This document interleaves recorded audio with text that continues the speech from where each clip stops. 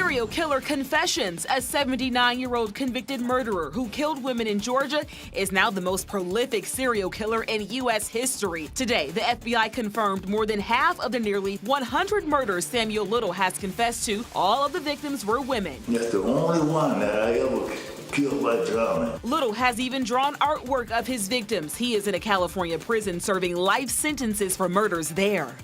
A student shot and killed. But where's the person who pulled the trigger? We learned the victim is an 18-year-old Kennesaw State student from Lawrenceville. He was shot at the Stadium Village apartments near campus yesterday morning. No arrests have been made.